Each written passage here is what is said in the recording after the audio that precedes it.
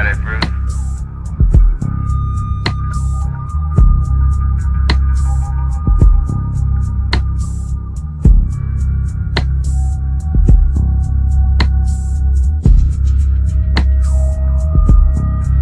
Okay, this has got to be the greatest sight ever. You ought to see it up here.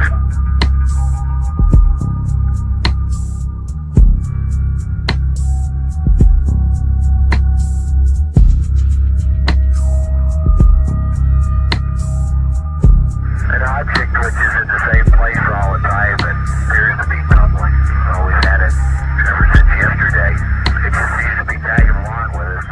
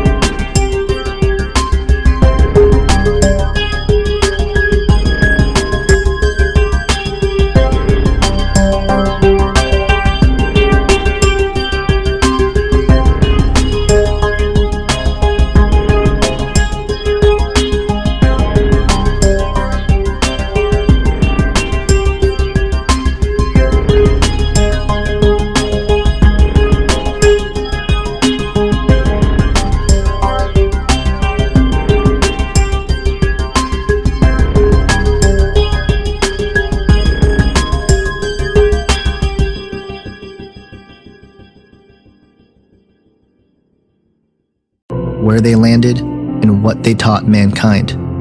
It even lists the names of 20 of the fallen angels. But as it pertains to the mystery schools, it is very interesting the kinds of things that these watchers taught humanity. It states, quote, Azazel taught them to make swords, knives, shields, and breastplates, and made known to them metals and the skill of working them for bracelets and jewelry. Azazel also taught the use of antimony for coloring the eyelids, along with all types of precious stones and dye formulas. From this arose great disobedience. They were led astray, they committed immorality, they became corrupt in all their ways. Semyaza taught cursing and root cutting. Armeros, curse lifting. Barakoyel taught star signs. Kokabel, star patterns. Ezekiel, cloud lore. Arakiel, land signs. Shamziel, sun signs. And Sariel, moon pathways. End quote. According to the Book of Enoch, this is the origin of the mystery schools. The fallen angels taught mankind weapon making and warfare, applying makeup and jewelry, introduced mankind to psychedelic drugs, vampirism, enchantments, and cursings, as well as astrology. It is quite remarkable to see how much of what these watchers taught not only relate to the ancient mystery religions, but are common everyday things of the world we live in today. We even see the watchers teach mankind the art of abortion. Quote, the fifth was Kasdea. This is he who showed the Yaladim A'am all the evil strikings of unclean Rakim and demonic entities. He showed them the dashing of the embryo in the womb so that it would die. End quote. The Book of Enoch also states that the watchers began to mix animals and humans together. Quote, they started to sin against birds, beasts, reptiles, fish, and then to devour one another's bodies, even drinking the blood. It was then the earth laid accusation against these lawless ones. End quote.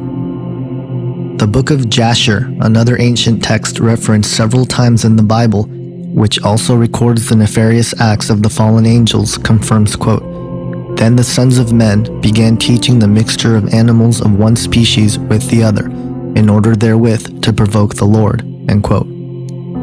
This is extremely interesting because it is information which would have sounded absurd until the last half century.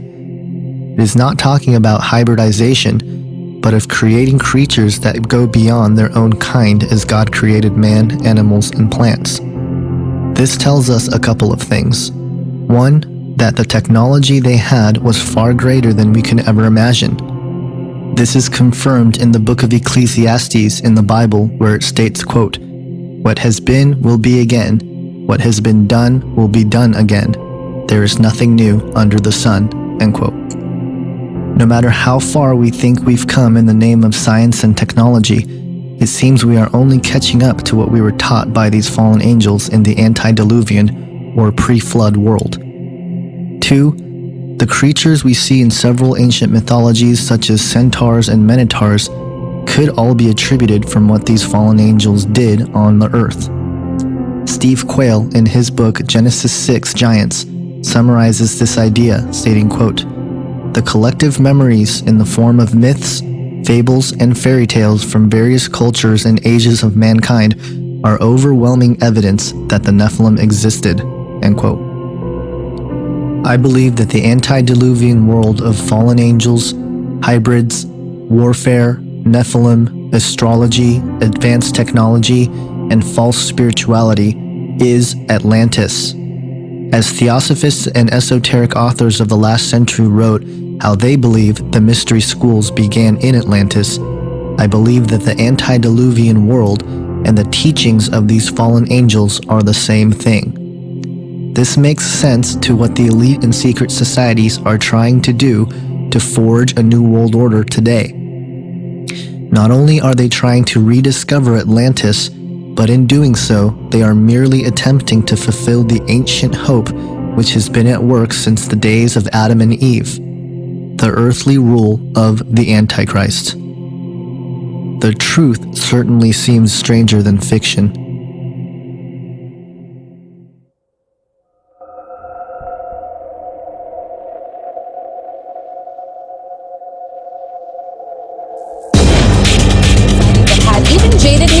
Scratching their heads. A mysterious, silver, shiny object, or objects, it seems, floating in the sky yesterday. You can see all people have stopped in the street there in their tracks looking at it. Some folks say they saw lights. Others were maybe waiting for little green men to arrive. It says Centerville, a buzz tonight, a bright blue light spotted moving in the sky. And here's what you captured. This bright, fiery light moving across the sky. Some surveyors say they found what can only be described as the wreckage of a crashed spaceship. That's good real bright. Stacey Gibson can't tell you what she captured on home video, but she can tell you she's never seen anything like that.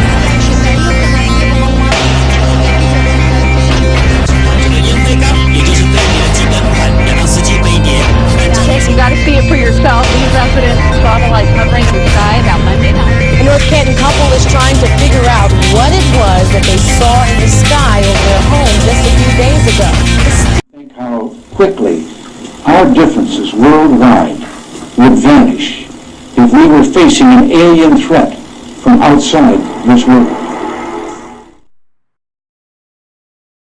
Well, we're told in Matthew 24, verses 21, it says, "For then there will be great tribulation, such as has not been seen since the beginning of the world until this time, nor ever shall be. And unless those days were shortened, no flesh would be saved. Bingo. But for the elect's sake, those days will be shortened." And I that probably does take us into the Great Tribulation, perhaps that second half of the 7-year tribulation period. But what I want to suggest to you, because this dovetails back into the UFO, the aliens' infatuation, it's probably not a good word for our nuclear capabilities.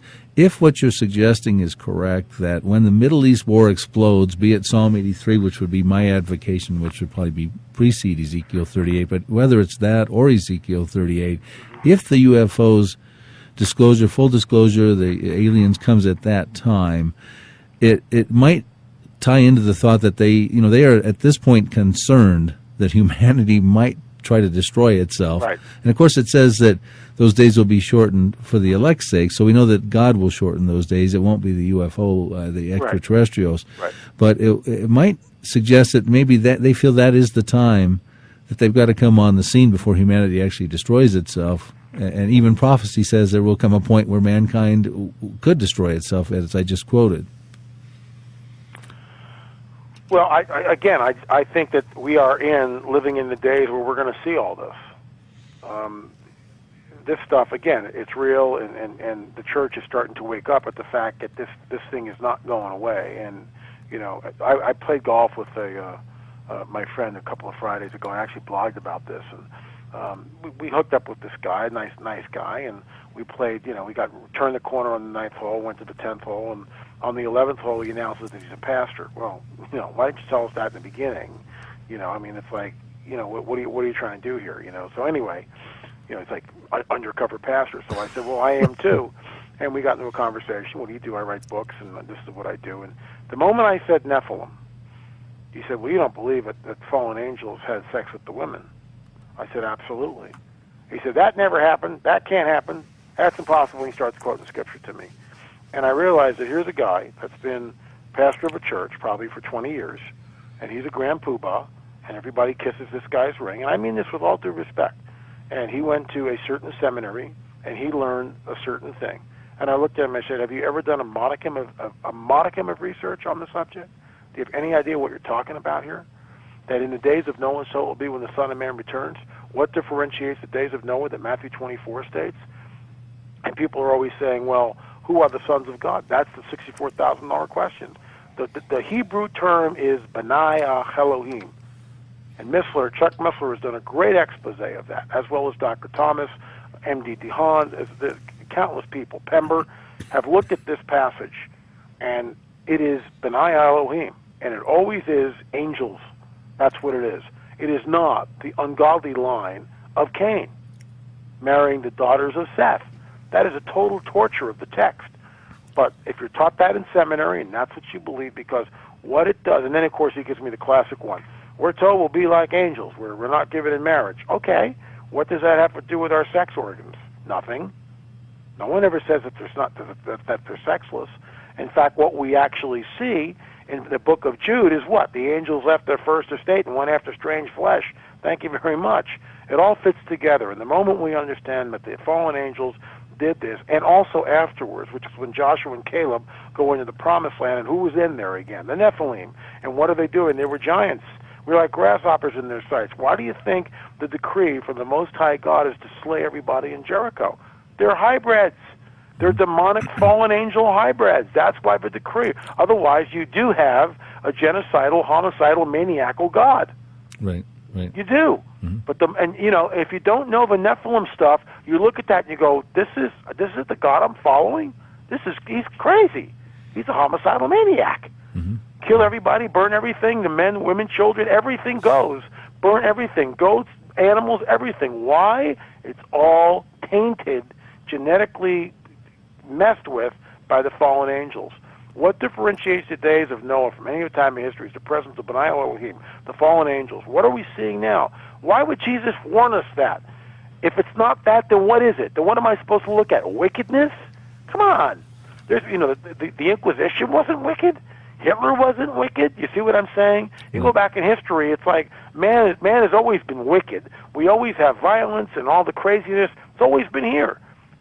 So what differentiates the days of Noah is the presence of the B'nai Elohim, the fallen angels manifesting on the earth. What are we seeing now, folks? What are we seeing now? But it's different, because the enemy is not going to make the same mistakes, and this is the great cosmic ruse. This is the mystery of iniquity, which has been working for 2,000 years, and when he springs it, even the elect would be deceived, if that were possible, And some of the elect, some of the people that are Christians will be sucked in on this thing. In fact, I believe many people will look at this. Here's something to think about, and I don't know if anyone else, well, I'm sure someone else has thought of it. I can't be the only person on the planet that's thought of this. But I don't know, you get some crazy insights. You do, and you kind of go, well, I don't know about this, but here's something interesting. When Dr. Lear told us I asked him, what do you think these implants are doing? And Dr. Lear said he believed that the implants were changing people's DNA or modifying it in some way. Well, there you have it right there. There you go. So what if these guys show up? It's a lot of what ifs, okay? What if these guys show up, and along with the prophecy of buy, sell, or trade, which we know is in there, right? Right. Which, it's like too many people are hip, right? I'm not going to take that's the mark of the beast, right? Okay, we all get that, right?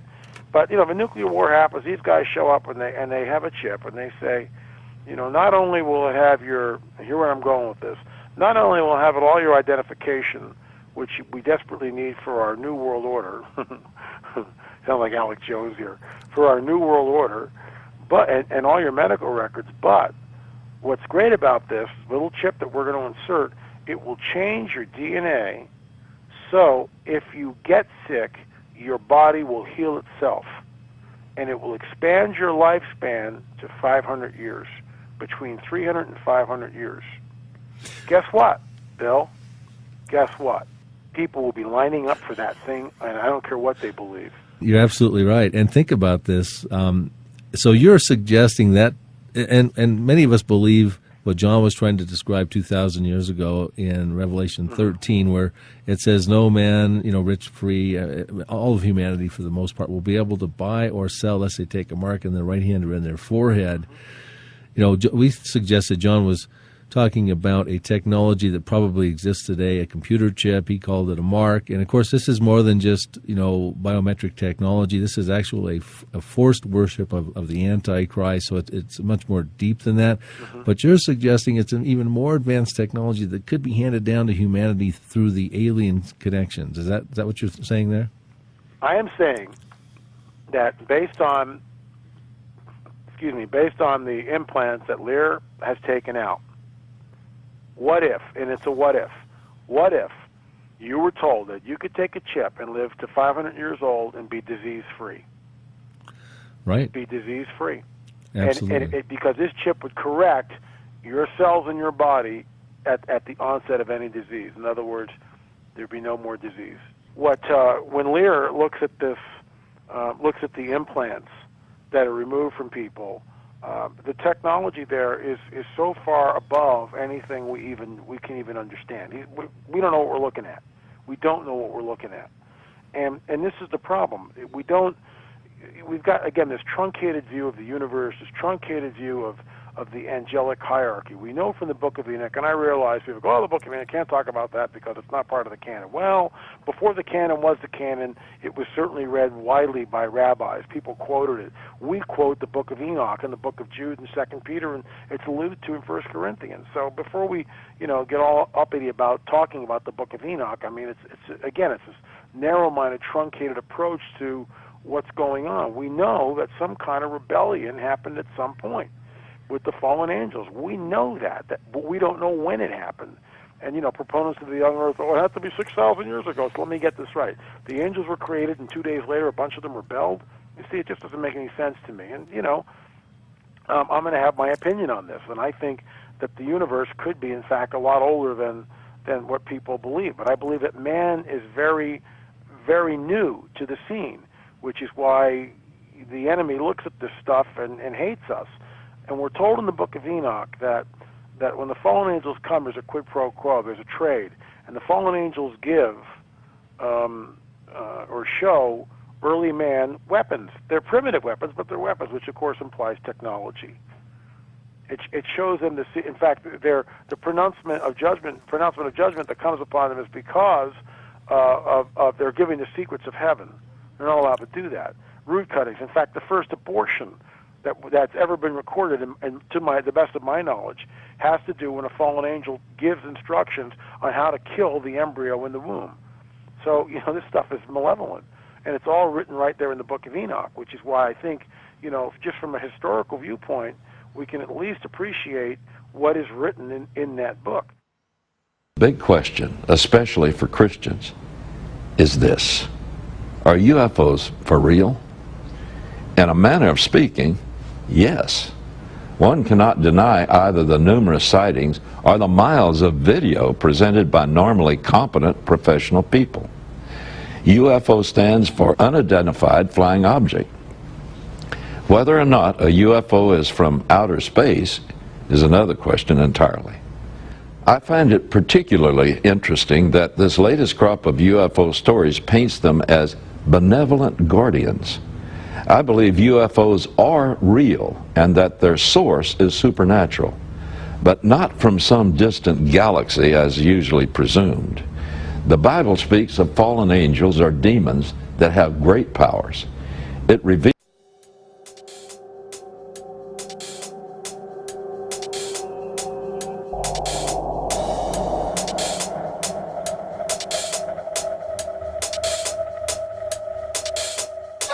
years into the terrifying future.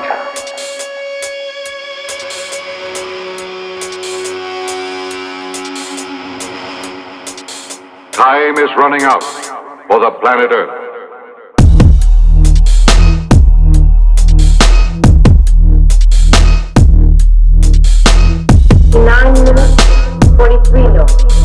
Locking, lock. Decelerating.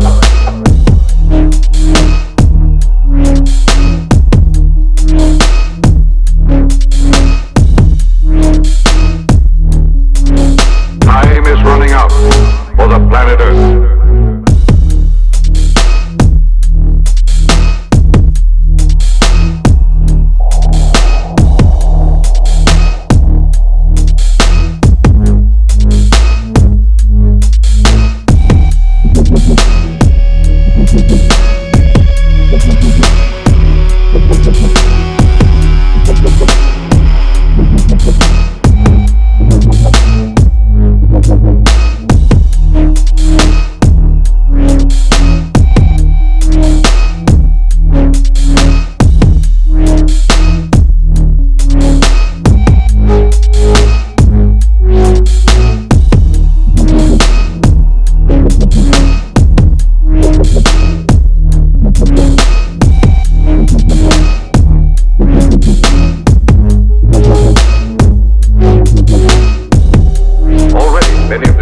Disguised as human beings are walking the streets of Earth cities.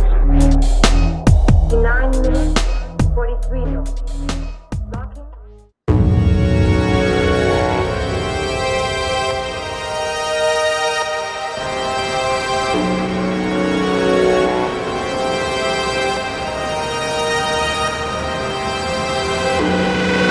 I'm going to step off the limb.